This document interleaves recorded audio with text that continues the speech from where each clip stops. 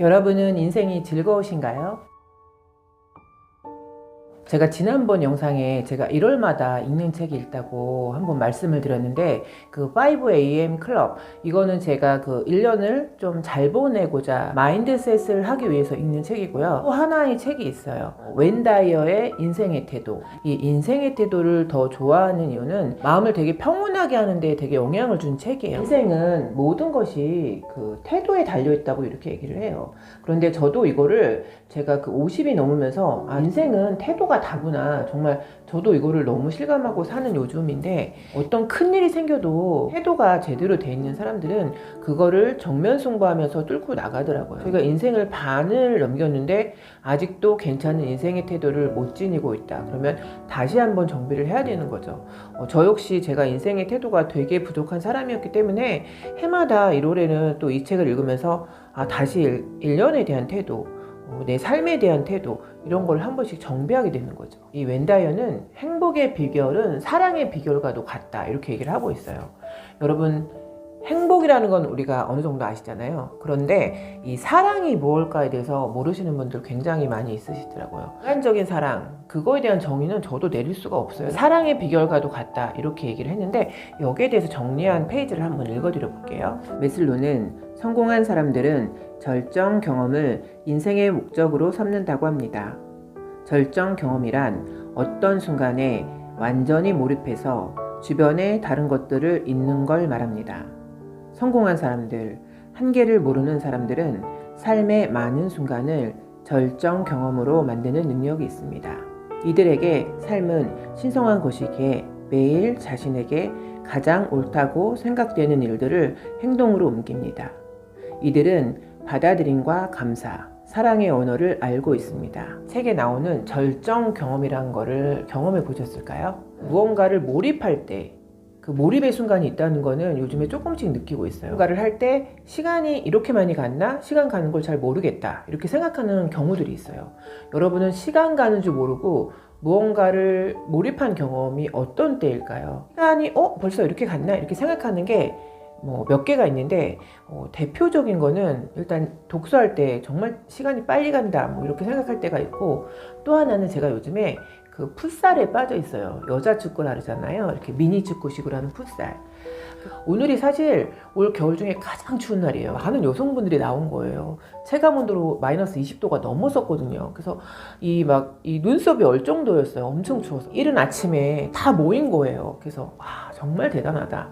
일주일에 한 번 하던 거를 지금은 일주일에 3번을 해요. 그러니까 사람들이 깜짝 놀라더라고요. 제가 양쪽 무릎 수술을 했었어요. 걷는 것도 힘든 사람이었거든요. 또 양쪽 무릎에 별 무리가 없다는 걸 알게 된 거예요. 근데 공격수 같은 거는 너무 위험하니까 저는 골키파, 수비수 이런 걸 하는데, 다른 사람들하고 다른 팀하고 다른 장소에서 이렇게 하는데 너무 재밌는 거예요. 그래서 내가 시간 가는 줄 모르는 게 하나가 더 는 거예요. 독서랑 풋살. 그리고 저는 또 기도할 때, 여러분도 종교는 각자 갖고 계시겠지만 저 역시 저는 기도할 때 시간 가는 걸 잘 모르겠더라고요. 내가 누군지 알아야 된다는 거예요. 우리가 누군지 알아야 된다는 거예요. 그건 왜 중요하냐면, 내가 누군지 아는 대로 우리가 미래에 만들어지기 때문에 우리가 원하는 대로 된다고 얘기를 하고 있어요. 제가 이 영상을 찍으면서 5060 행복지기 그레이 이렇게 지은 이유가 있어요. 왜냐면 많은 사람들이 겉으로는 되게 행복하고 평온해 보이지만 가슴속에는 다 하나둘씩 상처가 다 있으시더라고요. 얘기를 해보면.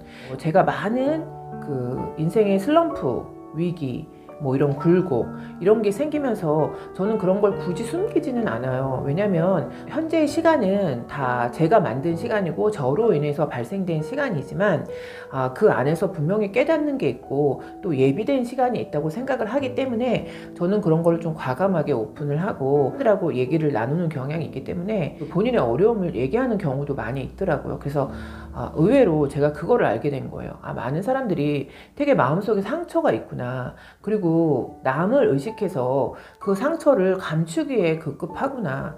누구 하나한테 마음 편하게 얘기도 못 하는구나.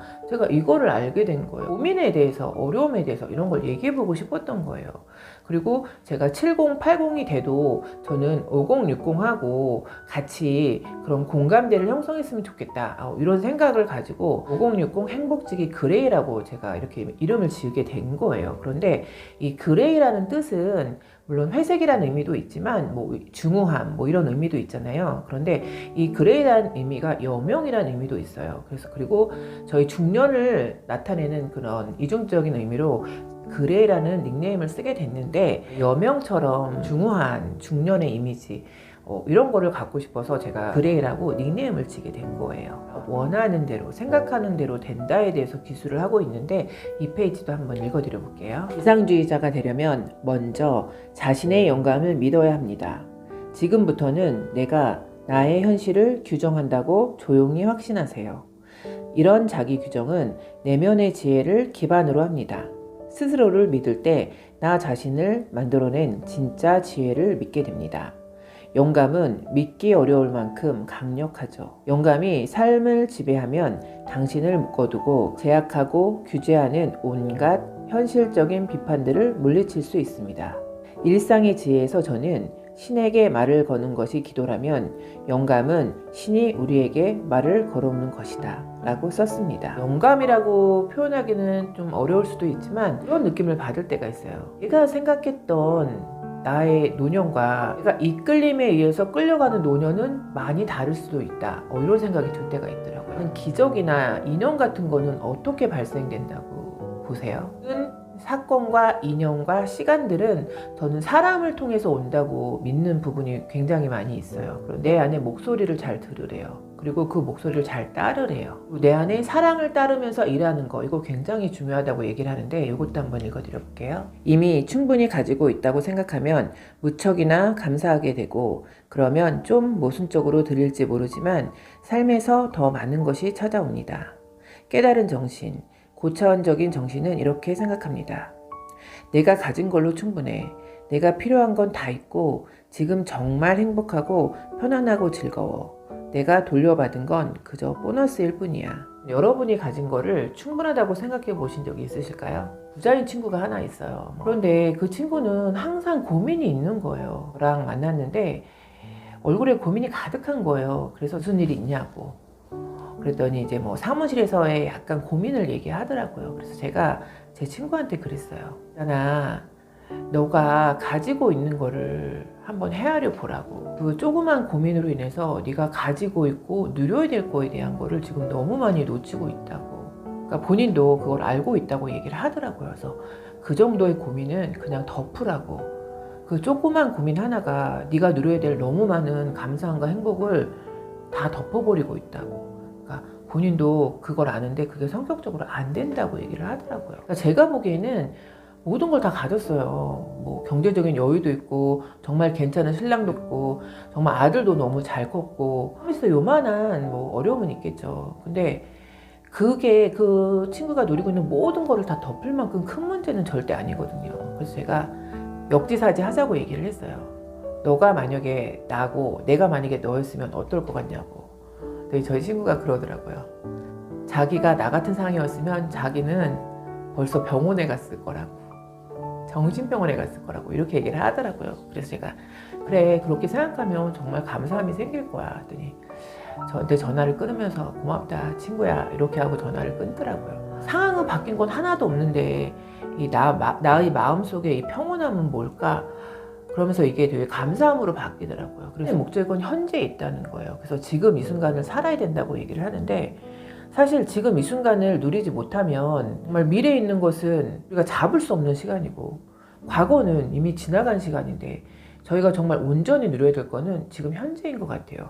지금도 제가 고민이 없진 않겠죠. 걱정이 없진 않겠죠. 하지만 또 이 시간을 앞으로 당겨서 제가 먼 훗날 뒤돌아봤을 때 이 고민을 괜히 했다. 어차피 다 해결될 거고 어차피 평온하게 잘 갈 시간이었는데 이런 생각이 어느 날 드는 거예요. 그래서 그 많은 고민과 어떤 어려움 이런 것들을 그냥 털처럼 의도적으로 생각을 해봐야 되겠다 이런 결심을 하게 된 거예요. 그런데 정말 모든 게 마음에 달려있는지라 그렇게 생각을 해보니까 또 깃털처럼 가벼워질 때가 있는 거예요. 순간의 중요함에 대해서 얘기를 하고 있는데 이것도 한번 읽어드려 볼게요. 지금 이 순간에 충실하고자 하면 지금을 즐길 수 있도록 스스로를 열게 됩니다. 해야 할 일들로 압박을 받으며 즐거움과 기쁨을 나중으로 미루는 게 아니라요. 말씀드렸다시피 돈, 권력, 승진, 보상 등의 성취는 진정한 삶의 목적을 제공해 줄 수 없습니다. 대출금을 갚게 해주고 장식장 위에 올려놓거나 벽에 걸어둘 물건을 주긴 하지만 모두 외적 동기일 뿐입니다. 우리에게 삶의 목적의식을 제공하는 것은 내적 동기입니다. 내가 나를 어떻게 느끼는지, 내가 어떤 사람인지, 내가 얼마나 성장하고 세상을 얼마나 경험했는지 하는 것들 말입니다. 하는 일을 사랑해야 되고 또 사랑하는 일을 해야 된대요. 여러분은 지금 하는 일을 사랑하시나요? 저도 이 문구를 보면서 저를 한번 반추해 봤는데 공무원을 하고 싶어 하진 않았어요. 저희 엄마의 강요? 뭐 이런 것 때문에 제가 공무원 시험을 생각지도 않게 보게 된 거예요. 공부하지도 않고. 저희 엄마가 그 당시에 제가 공무원 시험 붙었다고 맨발로 뛰어나와서 저를 껴안아 주셨어요. 근데 제가 정말 간둘 수 없었던 이유는 저희 엄마가 그렇게 기뻐하는 모습을 처음 봤어요. 그래서 제가 그냥 효도다 이렇게 생각하고 다녔었어요. 그래서 정말 그 다니는 그 3년 동안은 정말 간두고 싶은 때가 너무 많았어요. 왜냐면 그때는 옷에 대한 제약이 되게 많았어요. 그래서 뭐 청바지도 못 입었고 한참 이쁠 때 20대 때 막 청바지 못 입게 하니까 청바지도 못 입고 빨간색 옷도 못 입고 귀걸이도 못 하고 빨간 립스틱도 못 바르게 하고 제약이 심했었어요. 그래서 어느 날은 제가 집에 가서 옷도 갈아입고 온 적도 있었어요. 그러니까 이거 정말 못 다니겠다. 다니지 말아야 되겠다. 막 이렇게 생각을 했었던 때가 있었어요. 초창기 때는. 사실은 제가 초등학교 서울로 전학을 갔어요. 그래서 고향에서 지금 공무원 생활을 하고 있어요. 공무원을 점점 하면서 그 애향심이 막 생기는 거예요. 공무원을 좋아서 시작한 건 아니지만 제가 정말 이 일을 사랑하게 된 거예요. 그래서 어느 날은 정말 많은 동료들이 사표를 쓰고 나갔어요. 그런데 제가 그거를 보면서 나는 왜 못 나가고 안 나가지? 이런 생각을 한 적이 있었어요. 그런데 제가 그때 깨달은 게 있었어요. 내가 이 일을 정말 사랑하는구나. 내가 이런 어려움을 겪으면서도 내가 이 일을 정말 사랑하는구나. 제가 그거를 알게 되는 거예요. 그래서 퇴직 후에도 제가 정말 사랑하는 일을 하려고 조금씩 준비를 하고 있어요. 그런데 제가 이렇게 한 해 한 해가 갈수록 제가 뭐를 사랑하는지 알게 되는 거예요. 적인 공부를 해보려고 준비하고 있어요. 근데 이 자발적인 공부라는 게 추상적인 단어인데 제가 어느 날 생각을 해봤어요. 내가 지금까지 자발적인 공부를 해본 적이 있었나? 어떤 공부를 해보면 어떻겠냐 이런 제안이 두 곳에서 들어왔었어요. 이제 어떤 제 인생의 중대사를 결정할 때는 저는 반드시 기도를 하는 습관이 있어요. 그래서 말을 이용해서 조금씩 해보려고 해요. 그래서 공부를 해보면 또 이것도 너무 재밌고 너무 의미가 있겠다. 저는 그 재미도 중요하지만 저한테는 그 의미라는 것도 되게 중요하기 때문에 의미 있는 공부를 자발적으로 한번 해봐야 되겠다. 이런 생각을 지금 하고 있어요. 웬 다이어가 자신의 행복을 따라가라. 이 부분에 대해서 기술한 부분이 있는데 이것도 한번 읽어드려 볼게요. 내면에서부터 즐겁게 산다면 가진 것이 적어도 풍요롭게 살 수 있음을 알게 될 겁니다. 많은 것을 소유하고 많이 모이면 행복해질 거라는 생각은 그저 신화에 불과합니다. 위험을 감수하지 않는다면 늘 그래왔기 때문에 하던 일을 고수한다면 변화는 일어나지 않습니다. 위험을 감수할 수 있으실까요? 그런데 사실 자기가 진정으로 원하는 일, 내가 진정으로 하고 싶은 일을 하면 위험은 그리 많이 따라오지 않는다. 이게 일반적인 정설로 성공한 사람들이 얘기를 하고 있어요. 그렇기 때문에 또한 변화를 추구한다 그러면 저희가 감수해야 될 부분은 분명히 있는 거죠. 저는 요즘에 제가 전혀 안 해본 파티 일을 하고 있는데 또 그게 의외로 또 의미도 있고 재미도 있더라고요. 그래서 모든 일은 내가 겪기 전에는 그냥 선입견에 불과할 수도 있다.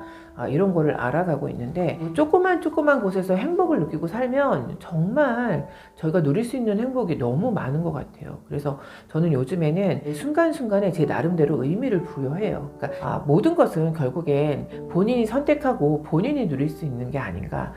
이런 생각이 들었고 이 인생의 태도도 마음이 편안하지 않거나 요동칠 때 한 번 정도 읽어보시면 되게 좋은 책이라고 생각이 드니까 이 책도 한번 읽어보셨으면 좋겠다 이런 생각이 들었습니다.